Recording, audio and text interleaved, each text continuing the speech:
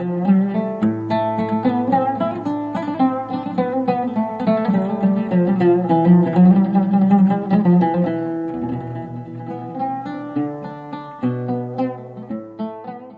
الله الرحمن الرحيم. السلام عليكم ورحمة الله وبركاته.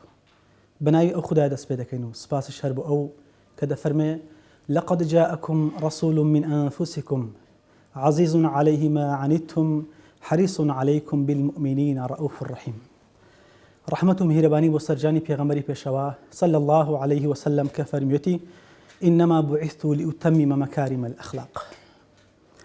عزيزاني كنالي أسماني بيام بینرانی برنامه بفر لا الروجي بيروزي بفر وبركتي جمعية بخزمتي عزيزان ما نگينوا لا برنامه بفر خوازارين كا تاد واساتي برنامه بينر مامن بوي او باسو خواسه كي اما دمانويشنو كوي كين اوي عزيز لگل مانا سود من بن نيو نشاني بابتي اوزاري برنامه بفر خوش ايسان ضروريت و اهميتي بعثتي پیغمبر صلى الله عليه وسلم لوسا لگل روجگاري امروي اما كتيدا جيانتيا گزار دكين بۆم باسە لە خزمەتی ڕێزدار جەنابی مامۆستا فەتحی زراری پێشنێژ و تارخۆی مزگەوتی عوزێری لە هەولێر بەناوی خۆمان و ئێوەی عەزیز و خۆشەویستەوە سەلامی خوای گەورەی لێ دەکەین و پێی دەڵێن مامۆستا جان زۆر بەخێرەی. خوا لەتان ڕازی بێ ئەخ ئێوەش بخێر سەر چاومان. خوا لێت ڕازی بێ. مامۆستا جان بەعثەتی پێغەمبەر صلی الله عليه وسلم لە کاتێکە کە ئەوسا لە سەردینی پێغەمبەر ئیبراهیم بوون زۆرێکیان عليه السلام دواتر پێغەمبەر موسا کە تەوڕاتی کتاب بوو هەروە پێغەمبەر عیساش کە ئینجیلی هەبوو پێڕەوکارانی زۆر بوون لەگەڵ ئەوەشا مشریکانی زۆر بوون لە دەوروبەری مەکە و ئەو شوێنانێکە ئەو کاتە کە پێغەمبەری خوا صلی الله علیه و سلم تێیدا هات ئاخۆ ضرورەت و گرنگی ئەوە چ بوو کە پێغەمبەر بێ صلی الله عليه وسلم لە کاتێکە ئەو دیانانەش هەبوون. بسم الله الرحمن الرحيم. الحمد لله والصلاة والسلام على رسول الله محمد وعلى آله وصحبه ومن والاه. ربنا آتنا في الدنيا حسنة وفي الآخرة حسنة وقنا عذاب النار. سرتا بخيرات انتان دكين بخير سر وسر سامان دس خوشتاني دكين وخواي گورا مانجي لدايق بني پیغمبر ما صلى الله عليه وسلم بكاتا رحمة خوشي و سركوتني اسلام ومسلمانان ان شاء الله وكسانش كا دم دريجي و زبان دريجي دكان بسر جاني باكترين مخلوقات خواي كبيغمبر صلى الله عليه وسلم خواي گورا هدايتيان بدا ببنا مسلمان و دافعك لو ديني تكهب ولا كاتي خوش كا دجمات كده دوابيتا برغري دافعك لو پیغمبر صلى الله عليه وسلم اسلامكي واگر هدايات الشان قبولني اخواي قورا زمانيان ببري او بادبيان كان زارش طبعا هاتني پیغمبر عليه الصلاه والسلام وهم پیغمبراني پیشترج عليهم الصلاه والسلام اخواي قورا كدمنا ومروفايتي هناردينا لكاتك ذهبك او خلقا يعني سل الشباب وهم لدين وهم لجينجدا لو يخواي قورا او پیغمبرانه هناردي عليهم الصلاه والسلام بلام وكو پیغمبرانه پیشتی که جناب اشارات بيكد اوانه هر يكو هاتيا لو قومك لو منطقه هاتيا لگر اوشكا لو قوم هات من بلام خلق لا پیروي پیغمبري خوان لا يندايا عليهم الصلاه والسلام بتايبتي دورگي عربي ناو مكشكوا او شوينه قورترين شوينه يعني كلهم دنيا خواي قورك لمستقبل داينا كخل رولا لكعبه ولنا وخدي مكي وشينا مباركي لخدي او بيت قور ان اول بيت موضع للناس للذي بكث مباركا في هدى للناس لو يعني خلشي او مكي هم لجن وهم لدين دا لو بري عن زهالتنا فامي بدوا كتمن هدون منيبين نوا لروي دينوا يعني كسر كنتاني خالق خوي بتاكو تنيا بناسي بيبرسي عبادتي بككدناو او كعبه بيروزج بي يعني كواب لو بري رخانه تو كتس جناحك وتاوان وخرابيك وسل الشباب لو يقولتني كخلق يعني خوي بتاكو تنيا نزاني كواب اهل مكه او كات يعني زور دور بن لو حدانيتي خوي قبر او خالد من روي دنيا وجاني شوا يعني ظلم وتعدى وخرابه وزهالته نفامي گەیشت بووە ڕادەیەکی ئەو تۆ کە ماسی چەند پێویستی بە ئاوێشتان زیاتر پێویستیان بە پێغەمبەرێک و سەربەرێک کە صلی الله علیه وسلم یعنی حتا تەمەجا دەکەی لە هەموو بوارێکی ژیانیاندا یعنی ئەوەندە بەس نییە کە زولم و تەعەدا و خراپەیان دەکرد حتا لە ڕووی یعنی کەسایەت و شەخسیەتیشان هەموو دابەزی یعنی خەڵکیوە هەبوو ئەگە زەلامێک بەناو دەنگ و یعنی شەوکەت بە یعنی حالەتی وە هەبوو بە خەڵک یعنی مەسەلەن لۆ منە نوقتەک يعني حتى هو بتزارو بافرتي خوان برتلايك ولا قال من دارش اللي بك بناو دنق وشاعي لك شي وادر بتسي يا الروي مثل حتى من داري خوت زرج خود يعني اولادي خود واذا الموءودة سئلت باي ذنب قتلت من داري خوز عند بتسالك كوابو يعني زوزو ضروري بك اخواي قبل لو كاتب پیغمبري هنا عليه الصلاه والسلام بنم هاتني پیغمبري صلى الله عليه وسلم تك خاتمه يعني دو نقطه زور مهمه ولا وي پیغمبري صلى الله عليه وسلم كميان يعني هاتني پیغمبري عام بلو همو دنيا لو سري دنيا استال 2020 شوا لفرنسا وامريكا وعراق وهمو دنيا خليك بيس بيغمبري خواهيا درمان وعلاجك الى هاتني بيامي پیغمبري خواهي ده صلى الله عليه وسلم يك الدوام يعني دبي برنامج بي الا لو سردمچ نبي برنامج هو جيري به تا دنيا ما يخلق بتاعني قال سري برو سر كوتو جين دين كاراني كابون هو كبيغمبر صلى الله عليه وسلم خواهي گور بينره هو كري هم دنيوي بون همش لا نواقصي پرستشي خدای بالتاكيد دمي ما مصاب بسياري اوبكم پیغمبر صلى الله عليه وسلم كهات اواني كبر هلستكاري بونو الرو بعثتي او نرويشتن هو كاركان تسيبون لبرسي قبول يعني ذكرت طبعا هل پیغمبرك هاتبي صلى الله عليه وسلم خوار السربي يعني كسانك هنا بدواي كتب كسانك بود جايات يعني كذا وشي خوي رب العالمين كلا باسي حدث آدم ودفر عليه السلام قلنا اهبطوا منها جميعا فإما يأتينكم مني هدى فمن تبع هدايا فلا خوف عليهم ولا هم يحزنون والذين كفروا كذبوا أولئك أصحاب النار هم فيها خالدون ديار أو دشتهر أو سراع هبوا بلا موانيك بدواي پیغمبران نكتنا عليهم الصلاة والسلام سنقطيك هبوا كواز زور تأستيجان كذي كم يعني أو مصلحتك للدنيا هي أنبوا وكو قوراتي وكو يعني شو خايتي بس خلق ده الإسلام باشتوانية يعني أبو جهل كحساب له هز بشر شنك كوكو أمية كحساب له بلال حبشي وعمار وياسر وفراني كأوانش بشر المروفن يعني كاتك من المسلمان دبي أو بلقى بلال بيك ودانش وهي بلال بجبت مسلمان بلال زول له يقولوا ترى رحمة إخوالي يعني أول الإسلام ثانية الإسلام السواسية كأشنان المشتي إن أكرمكم عند الله أتقاكم مع في ورقة تقوايا أوانيك لبر أو مصلحتي ودوم لبر زهل نفهمي خوش يعني براستي يعني نزان بينا لو نزان بينا لبروي نزان يكوها بس يندا زالبوا يعني كفعلا زلر ياكل لو تك أوانا جوربون لا ترسي جوراتك إخوان يعني لو لدرست أنا قلنا أخو والله أمزوزة دريم أبو جهل يعني لقر سراني قريش باش لما بيغمبر يندا ناسي صوت كل غير يجابون وباشتج لما دا زاني حق راس كل سردمي ولا بيش تايوان بونيا سابقا دزاني سابقا دزاني كبيغمبر صلى الله عليه وسلم خالكاتك ده هنا لولا تلساري هنا او يعني زور مهمه لبرو اخواي قورا كسايتك والشخصيه شي باي دو بيغمبر اخواي درس كنا ناخر شي سواسكو بيامك قوري دبي كسكاش قوربي يعني او كسايتي بيغمبر اخواي اما لريخين نبو إيمانه ودزاني بلا أوان عملي بخوده يعني الناس خو محمد الأمين مشهور بو عن لناون عليه الصلاة والسلام بلام أو تكبرة دائما أو كبر زور خطر بو يعني أو تكبرة دائما خركانك يزور زاج لتكبرتين أجا بس لو دزاني كابرا أجا السيارة شيزوان مكتبة شيزوان زلوبرج وزن وكبرنيا إن الله جميل يحب الجمال كبرت يبات الحق وغمت الناس كحق دي ولا بني دفعي بكي ولا بني وخركت بيكم بي زا اوان او كبره زور تأسيلا واكد ولا ما كادت زاهل يجبون سوكا قد زاهل نبان يعني خياركم في الجاهلية خياركم في الإسلام وتمشابكة أقرمان لبت زهل إخوان نبا بدواي بيغمبر إخوان بكتبان صلى الله عليه وسلم بتأكيد أوان لنا إسلام تشهر قورة دبون قورة تريج دبون لبيشتري بلام أو زهلا أو نفامية أو مصلحة دنيوية وأو ظلم خرابي كأوان بكيف خودا يانكر أو بيشتاوي كورة كردبون وزار الدنيا وقيامة الشان كردوان أواني كبوز داربن أو كاتما مساقر بهاد بانا ناو إسلامي شا بهمان شيء خو پیغمبر خدا صلی الله علیه و سلم پلو پای برز کردنوا بس باشه لبرس او یان قبول نبی هر دانیوس آن لپیگی خوان و برز بیننوا أوانا وش كزجري خوان نبي وش باسم كد يعني أوانا أو جوراتي لنا إسلامتي تدالك جوراتي لنا الزاهلات جوراتنا إسلامتي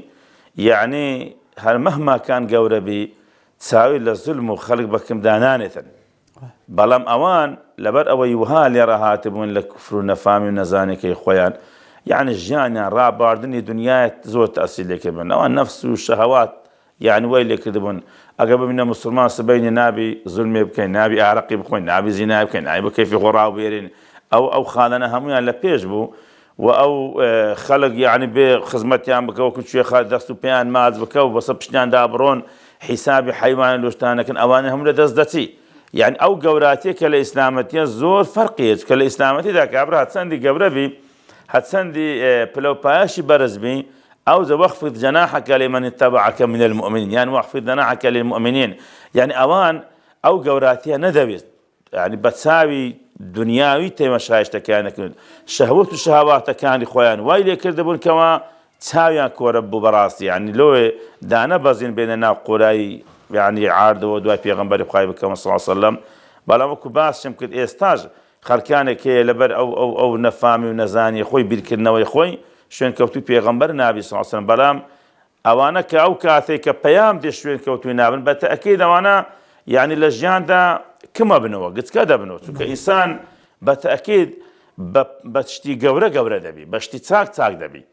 كبيغمبر إخوة جورية صلى الله عليه وسلم أمتش جورية مسلمان كانش جورنا أوانش جورة دبن بلا أو جوريان النبي استونا عزاني ما صدمت هيك الشيء أوسع لقل استابيكم بونمنا بهمان شيء وبرهلس كاري دينك إخواهن لبروي كبيغمبر صلى الله عليه وسلم بخوينا ما بلام فرمايشتكانو بيرو دين وقرآنك هرماوه تاكو رجي قامتش دميني بلام لا يزال تينو تاقميك هن أبو زهل وأبو لهب آسا داني حكم رانيب كان حكم سالاريب كان تنها بز بخوي عند صلاة داربن بو يتسو صانو قورق كاري وملش كان دني خلشي هر بردوام من لسري لبايسي والله وكو باسم كرد أو فكرة إلحادي كفرية أو فكرة دنياي بيركرنا وبوت زوري حتى قيامة دادي دميني وشي خويا رب العالمين فرمي بعضكم لبعض عدو ولكم في الأرض مستقر ومتاع إلى حين كيك خويا يقول كآدم عليه السلام هنار دوست الزبيب بهوي تاوانك وبخوب ذاك حوايك كرديان بأمر خويا يقول له داريان خويا كمحرم أبو كأبي الشيطان ناوي له يقول شجرة الخلد لنا بها الخرتان بل أم ديار تقديراتك أو هايا يستاج أوانا أو صراع هذا مني بلام همان يعني همان بيرو كردنا همان بيركرنويا استكسانك دبين لسروي زوي مثلا ليرة ولا بيد الصلاة دارا بكيف خو دزي بك غاندالي بك ماري خلكم التي بخو بين ورابيرو كشهوة الشهوات دك خو دزاني قبل تنبسمان وشتانا ناكا بالعكس يعني لجاتي ماري خرج بخو ماري خو لا تخرجي يعني همان بيركرنويان هي همان فكر كرنويان هي كأو فكرة زاهلة لميش كان دا يعني توغلي كده تخوارب ليش أوانا نان يعني بين دريز مسلمان تتمشى بكزور زادريم لصفي نيوجا كان دا غير خلشي فقير ومسلمان دين دا نابي أو يتكنابيني يعني آمادانيا بيلقى خلشي نيوجو عبادات بك أقل برواي في هابي آمادانيا لقى خلق بيلا قطاب خانة من داري لقى من داري تدابرش آمادانيا لو نخوش خانة من داري تو علاج ولا علاج وكذي آمادني أو خوارنا ويتم خلق آساد أو بيخوا يعني أو بيركنا وأبو زهليانا هر ما وهر دميني بلام مستقبلي وانش هر وشيوان ده بباشترنا باش لو بندور ناقن عفوا ما مصوان وهذا بيجين مشاهدة كان دبين ميجوان تسون ناو سبتي مزبلي ميجو يعني تساويان لنا كان كدرس وعبرة بندي وربقرن أوان بتشي وش بيغمبر صلى الله عليه وسلم هالقراني لشي مقامك دان أوان والله هذا فهم إنما يتذكر أولو الألباب أو آيات أو كسانك الصاحب عقل الجيل والتواوانا بالأكانوا بندور دقرن أو يجد ويا أخوي رب العالمين ده فرمي الصم بكم عمي فهم لا يرجعون يعني لا يعقلون براس أو آيات أنا ختم الله على قلوبهم يعني أو كمر آيات أنا زور بلقنا من تبوا آخرتي هنا جيت يعني الصم بكم طبعا هو تشبيهها وتشبيه شيء زور ببليغ إشاء يعني هم كالصم للتشبيه ده وجه أداتها كدري فرانكز وفرانكز اللي فرانشتي بلا ما قال اشتكان حذف مثلا دري أو وكو الشيري ولا مردعاتي بلا ما قبريها بري الشيرة معني هر حسابين يعني هم كالصمي بلا بخانا فرموا كالصمين لو كجواد هذا الصمن هكرن فعلا أوانت تساوي النابني أو تساوي منو تدبين أو عقلي منو أو درو فكري منو دكاتو دري يستأما قشوين كوتي بيغمبري بن صلى الله عليه وسلم وكو بلال آساو عمار وأوانا كلو أو سردم بكو دنياي وأنا فقيانا زور يعني سمح حسابه كانوا نكره محل الشعراء بنبوه ونيا لەبەرەوەی عابد بووینە خەرچی ناو قوڕیش و مەکەنە بووینە بەڵام خوا چەند گەورەکردنی ئەمە ئەو تموو هەمان هەیە چاویان لێ بکەین بەڵام ئەوان ئەو بیرکردنەوەیانە ئەو فکرکردنەوە وسكنتم في مساكن الذين ظلموا وتبين لكم كيف فعلنا بهم وضربنا لكم بەڵام تێناگەنەوە ئەنا خوا رب العالمين فإن الله لا يهدي القوم الظالمين چونکە زولم متعدا دەکەن چونکە بەخۆ حەقیان ناوێ ئەو دەرس و عیبرەتە لێ وەرناگرن فعلا ئەوەی متوو دەزانن دەبی بە ماوەی سعاتێکی ئەوانە لە شەوە ببنە ڕۆژ بەس ئەوانە فکر ناکەنەوە دیارە سنەتی حیاتیش هەروایە ماوە زەوهەر یعنی هەموو خەڵک نابێتە ئومەتێکی چاک خۆ ئەوان لە ژیان ژیاون لە بۆ ژیان ژیاون چێژ لە ژیان بکەن خۆتم شا دەکەین ئەوانەی کە لە بازنەی ئیسلامە دەخولێنەوە دینداریەکەن ئەوان زۆر تەمەتوع و چێژ زیاتر لە ژیان وەردەن لەبەرەوەی خواردنی ڕۆحیان هەیە ئەوان ڕۆحیان ئاسوودەنیە دەرێک بەوە ناکەن ئەوانە ئەو تامەیان نەکردێمەوە زەوهەر لۆیەک لە پیا و سەلەفی ساڵح دەفەرمی ئەگەر ئەوانە بزانن ئێمە لە شەوەکاندا کە لە خزمەت خوایە لە عیبادەت و نوێژ و زیکر و پارانەوە ئەگە بزانن لە قاتل و نابی سیوف بە شیرەکان لێمان دەرمان دەکەن فعلا ئێستاش لە گەدابی ئێستا خەڵک هەیە خۆ لە ناو موسڵمانانیش هەموو کەس ئەو لەزەتەی نەدیتە ئێستا خەڵک هەیە تا سبەینێ بە خەبەرە خەریکی مۆبایلە خەریکی ئیخباراتە خەریکی فەیسبووکە مەسەلەن بەڵام هەتا ئێستا پێی ناکرێ نیو سعاتە کەمتر لە نیو سعاتی دوور کە عاد نوێژ بکە مناجاتێکی خوای بکە مناجاتی خوای یعنی چ یعنی عەبدێکی زەعیف کەوا بۆچی دەرێ لە مسقالە زەڕەش گسکەتە لە ناو مەخلوقاتی خوا و قەدەر عیلمی خوای وەنیەدی عەبدێکی زەعیفی قوربەسەر بتانی بگاتە مناجاتی خوای قسە لەگە خوای بکە داوە لە خوای بکە یعنی ئەوە خۆشتشی زۆر عەظیم و گەورەیە بەس ئەوان هەستیان بەو شتە ڕوحیەی نەکردیە یعنی تام و چێژانی نەدیتیە ئەوەی ئەوان یعنی فکر دەکەنەوە يعلمون الظاهر من الحياة الدنيا بس ژیانی دنیا دەزانن ئەو شتە ڕوحیانیان نەزانێ نەبیستیە تام و چێژیان نەکردیە فعلا ئەو تام و چێژیان نەکردیە گەناخۆ ئەوان کە کابرا دەسەڵاتێکی هەبی و دنیای قووەت و سەرەت و سامانێکی هەبی ئەگەر ڕوو لە خوای گەورە بکە ئەوە دنیا قیامەتەکەی دەبی لە دنیایەکو خەڵک مەسەلەن کابرا پێویستی ئێستا خەڵکی فەقیرە خەمی نەفتیتی خەمی دروبەجیتی خەمی ژیانیتی خەمی معاشیتی ئەو لەوانە هەمووی لە پێشەوە نییە یعنی ربنا آتنا في الدنيا حسنة وفي الآخرة حسنة شی دەبی بەڵام چکە ئەو فکری ئەو تام و چێژەی نەکردیە جالۆی ئەوانە ماسوزدەیەک لێ خوای دەبەن وا دەزانن ئیلا ژیانە هەندێک دنیایە ڕابێرن چەند سەعات و ساتێکدا لەکنەوان ڕابواردنی شەهوەت و شەهەواتەکانە لەگەر ئافرەت و لەگەر خواردنەوەی مەشروبات و شەخرابەکان یعنی بەوەی يعني ئەوانش هەمووەکو حەبی مسەکین وانە کاتینە یعنی بەتەئەکید زالۆی ئەوان ئەو تشتیان هەست پێ نەکردیە نەیانزانێ نەیاندیتە ئەگەر نا پێشی مە ئەوانە دەگەن ئەو شوێنانە و دەستی پێ دەگرن دینەکەی ئەمە بەرهەڵسکاری زۆر بوون مامۆستا بەڵام هەیە محاربە هەشە پەیوەندی حەقی بەسەردانێ ژیانی خۆی دەکات جیاوازی ئەوانە چین طبعا ئەمە لە شریعەتی ئیسلامدا دوو نەوعە کافر و بێباوەڕمان هەیە کافری حربی کافری غێر حربیمان هەیە کافری حربی ئەو کەسانەی کە شەڕ لەگە دەکەن دژایەتی دەکەن یعنی منعی پەیامی خوای دەکەن ئەوانە طبعا الكفر ملة واحدة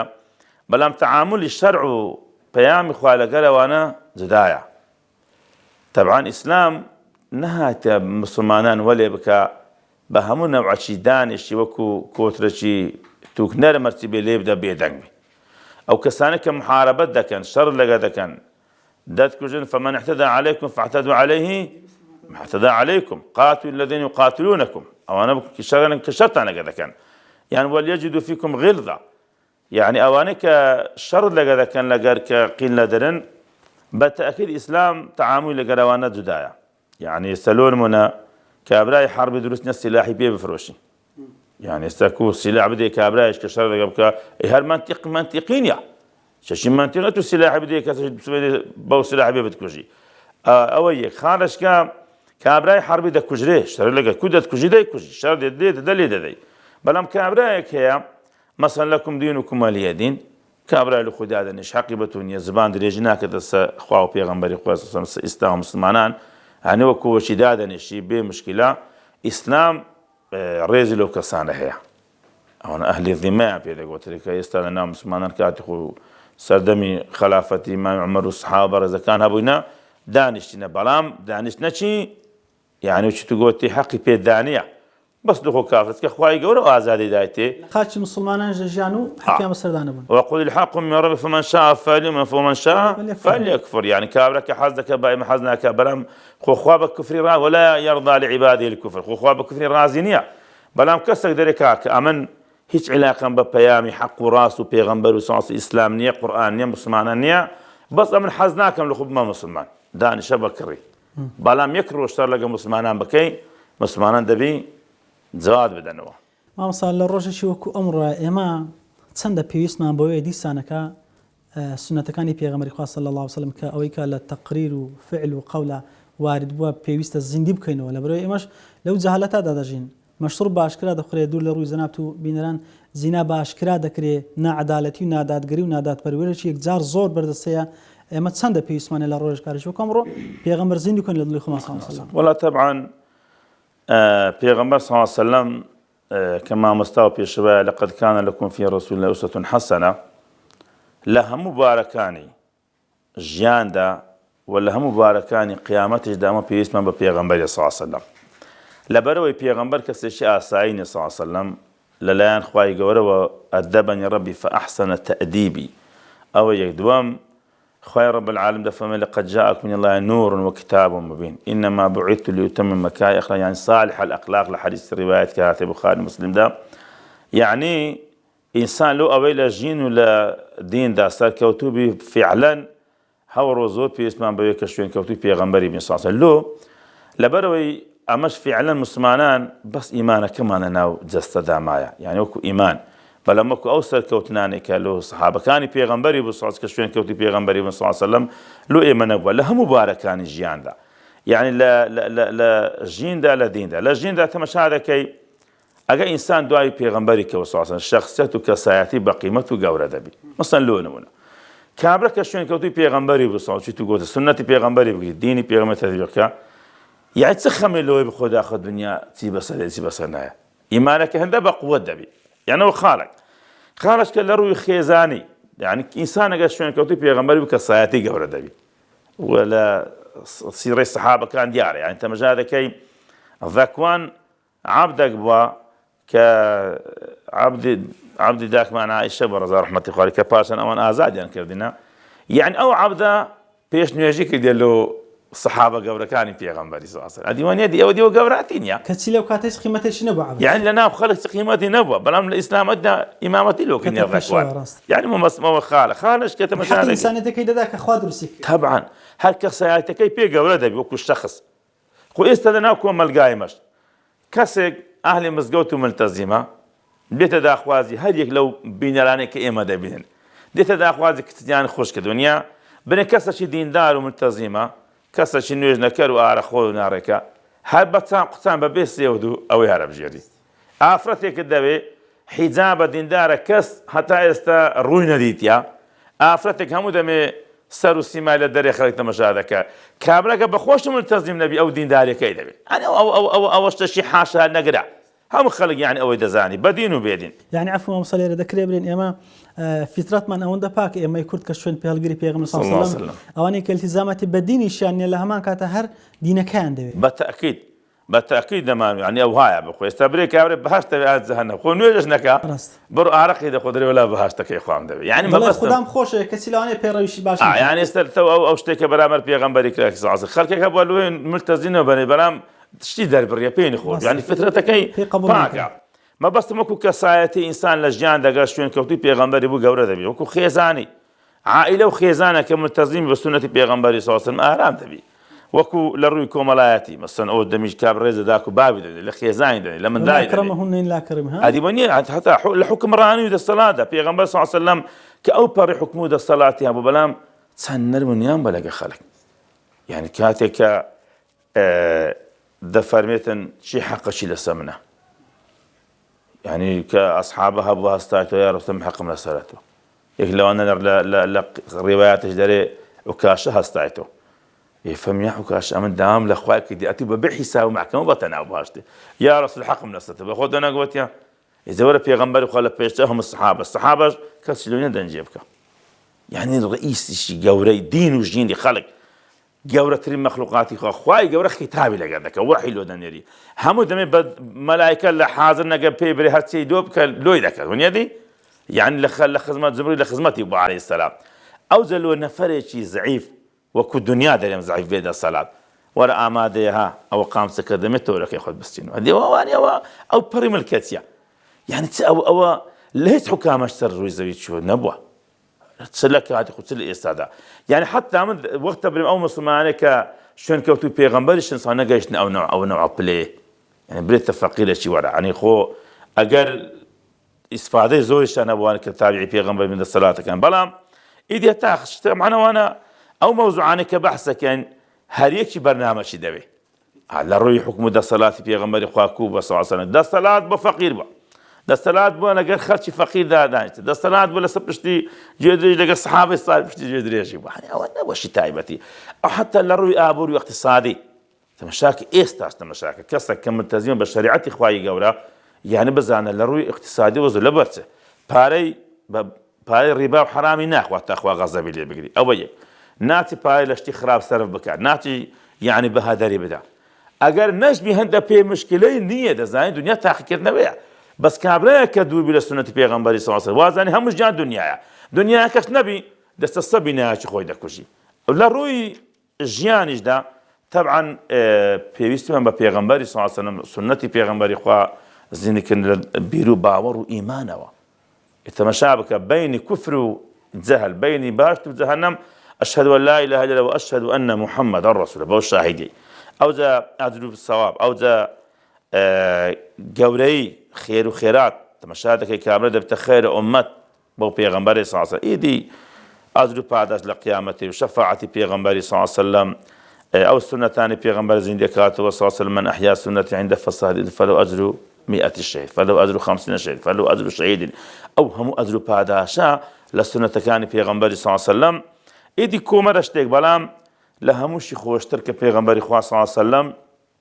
فەرمی توبە لمن رآنی و آمن بی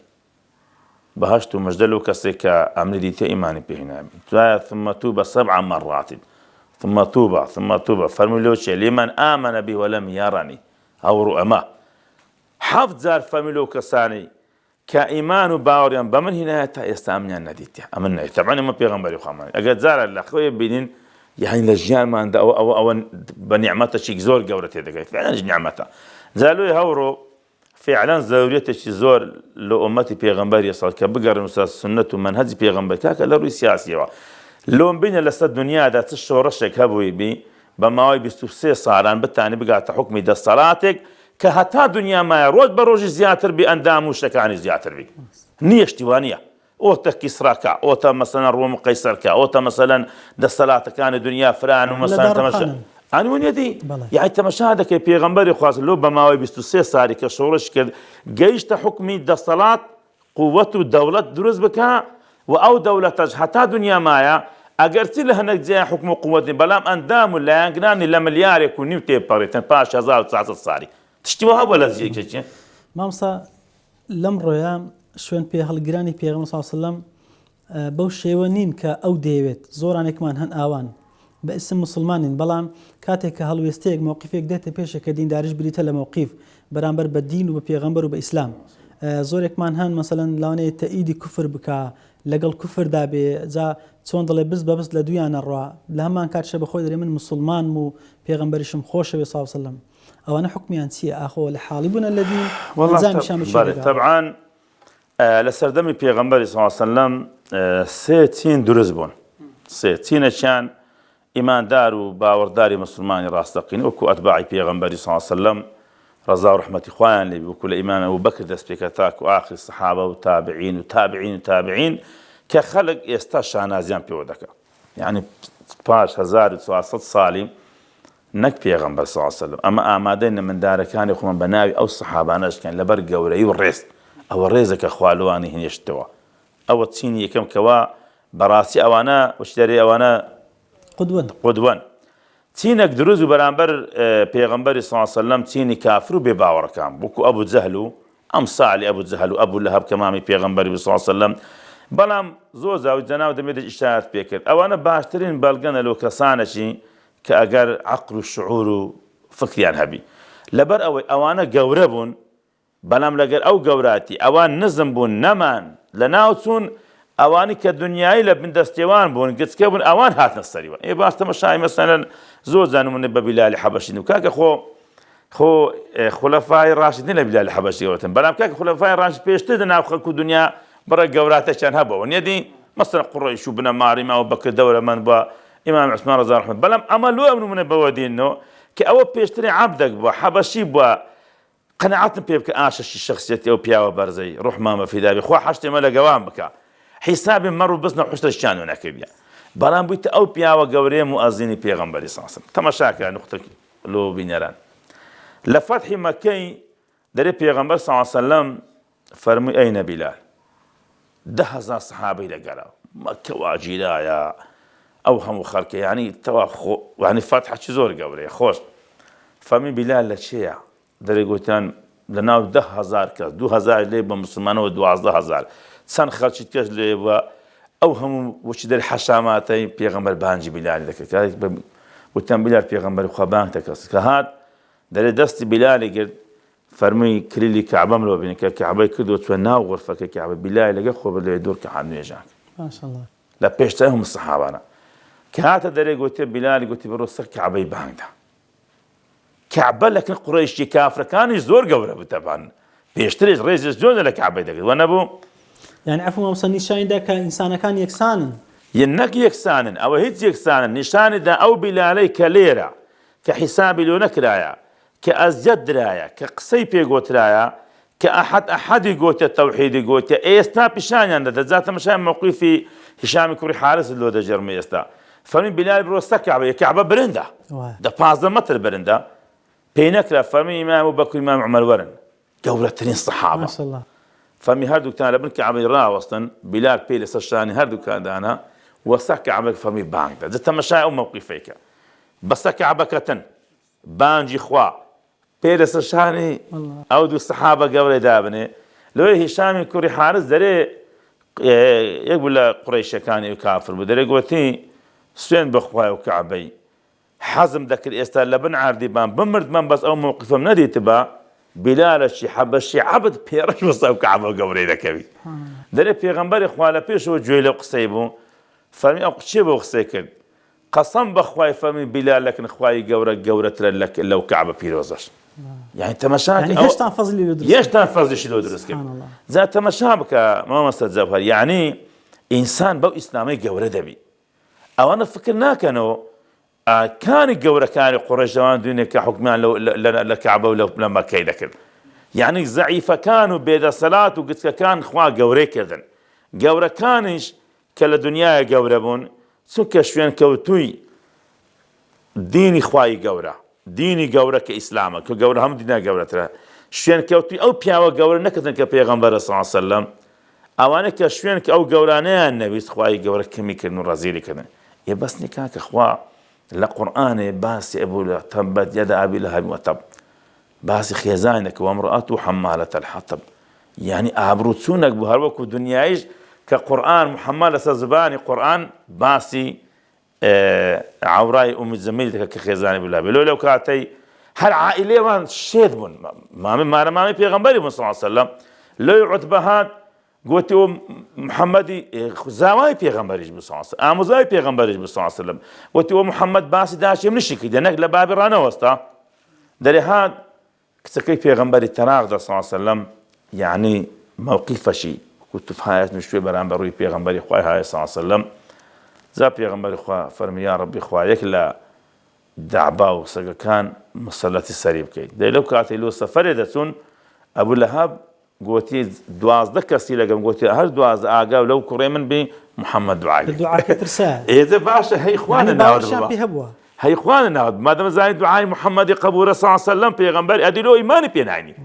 فعلا دەرێ کە چوونە سەر لە سیرەی مەشهورە خۆ لە تەفسیرەکانی باز دەکا کە دەستنە سەفەرێ لەوێ لە ناوەندی خۆی دەنوێنن هەر 12 کەس ئەوە لە دەورەی هەلا و سێ چارەک دەرێ وەختەشی خەویان نەکردبوو شێرە کاتە ناویان يعني یەکێک بۆ یەکە تا گەیتە سەرەی پارچەکەت يعني مەبەستم ئەو پێغەمبەرە سەڵ دینی خوای گەورە بەخۆی ئەو ئیسلامە چەندی توندی بکەی يعني هێشت ئەوجە بە قووەترە بیتن ئێستا تەماشا دەکەی ئەو بێئەدەبی ئێستا کرایە بەڕاستی ئومەتی زیندی کرد ئومەتی بەخەبەر هینا باش و خراپ هینا سەخت لەوێش کاریگەری خۆی دەبێ خەڵکانێک متابعی زیاتر دین دەکەن دێن هەر بەتاکید مەوەنزەوە ئێستا ئومەتی کردە یەک مووقیف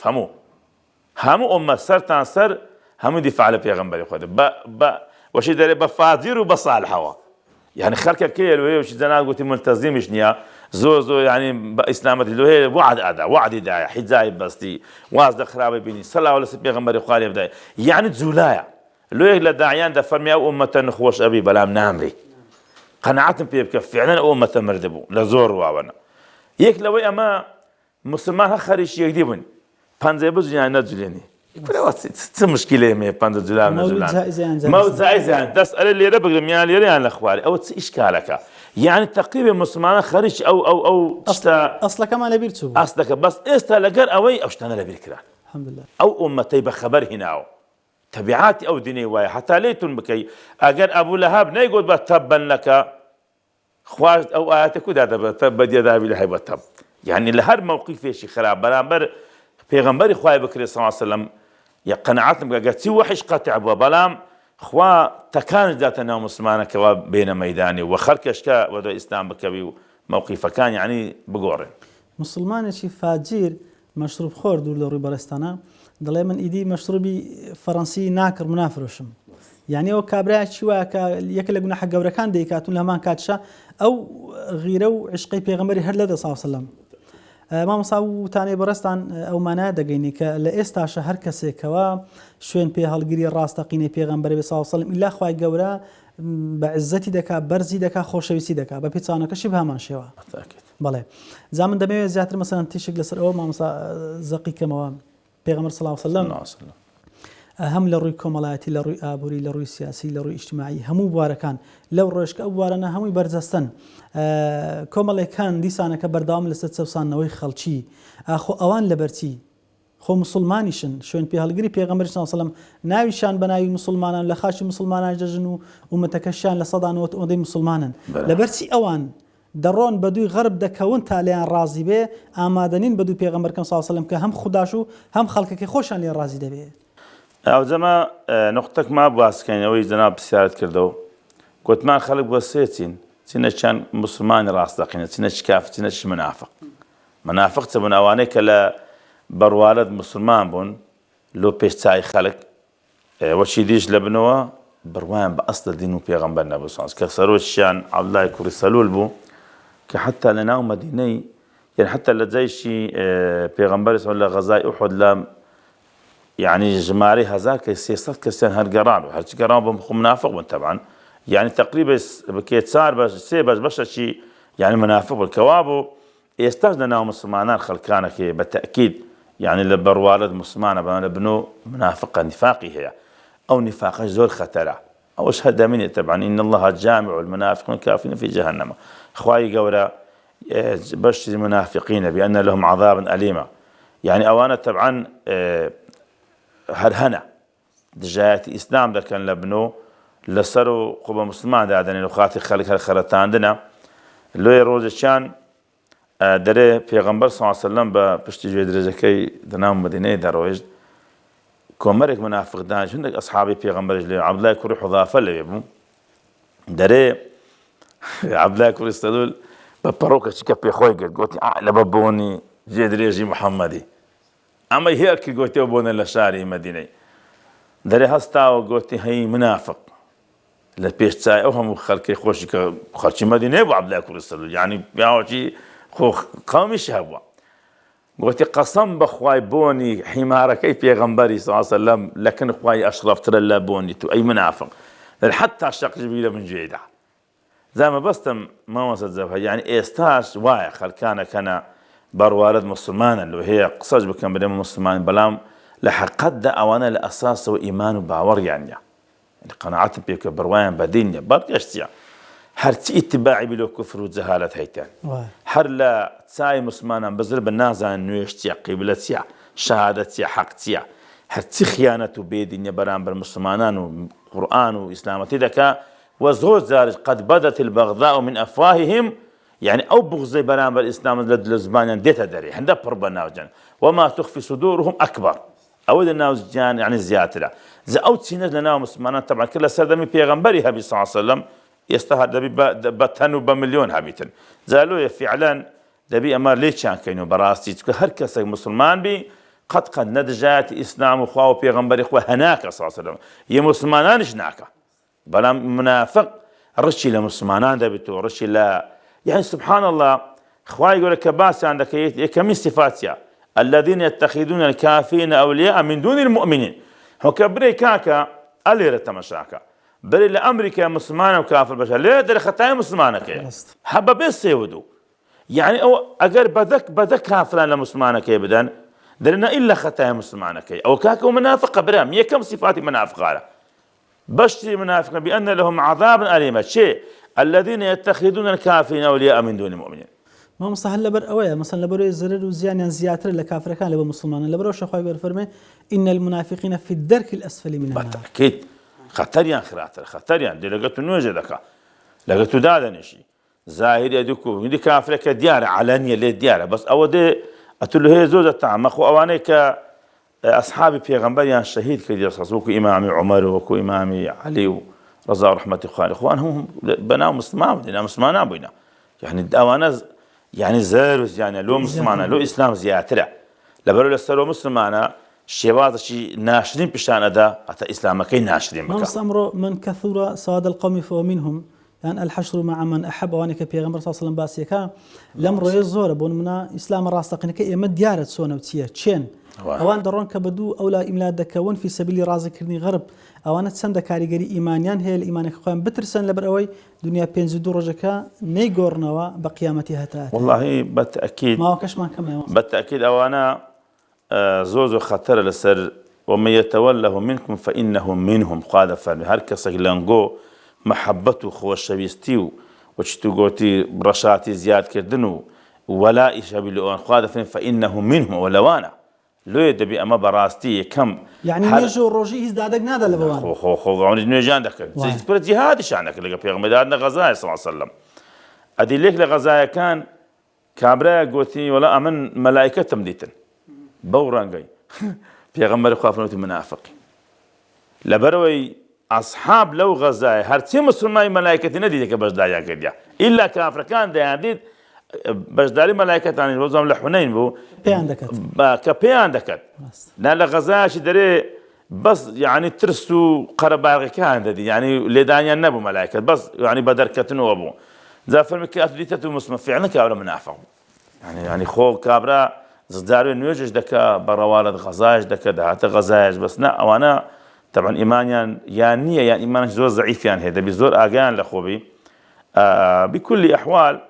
أما جناب قوتي الدنيا بينزو سيروجك دبي مراجعي خما بكينو بينو سر أستا شقامي خوا وبيغمبري خوا صلى الله عليه وسلم كأو إسلام باك إلوي هم لدنيا سر برز هم لقيامتش روس بيو سر برز بين دمي ما مصاح دواوتت أو كشتك بيست برسان نتام قلت بيسبارت بوي كضروريتي بيغمبري خوا صلى الله عليه وسلم شون بيغلقتني للرجال يشوكو أمر إيمتي دادجين والله بالتأكيد ناسني بيغمبري مهمة صلى الله عليه وسلم أم لم يعرفوا الرسول وهم له منكرون ناسني بيغمبري سخوي لو دبينتو كإنسان سجوي راقر بالله جاني بيغمبري صلى الله عليه وسلم سبخينتو بخوي كبزباني كردي مان هيا والشخصية بيغمبري خوي بناسني صلى الله عليه وسلم شوين كوتوي بين سنة كان زنديب كينو وصلاة للسلي بدين وبزانين يعني تسايق بالتاريخ ذا لخو ما نوتادا قالت أو روزي بيغمبري خوي هاتس لبياو لآفر صلى الله عليه وسلم أوانا شوين كوتوبون چەندە گەورە و سەربەرز بوون لە دنیا و لە قیامەت چەندە بەختەوەر بوون و ئەوانەی کە دژایەتیان کردو لە سنەت و ڕێبازی پێغەمبەری خوا وە دوور کەسی صلی الله علیه وسلم کوو بوونە یعنی ناو ئەوەی زبردانی مێژووی کە کوو ڕەزیل و فەزیل و هەموو شتیان لەدەست و مەکە قوڕەیش مەکەیان لەدەست و دەسەڵاتیان لەدەست و گەوراتیان لەدەست و یعنی هەموو شتێکی ناو و دەنگ و ڕەنگ و سەنجیان نەما هەسەنجیان نەما بەڕاستی بەڵام ئەوانەی کە شوێن کەوتوی پێغەمبەری مسلم بەخوای سەرکەوتوو بن لۆیە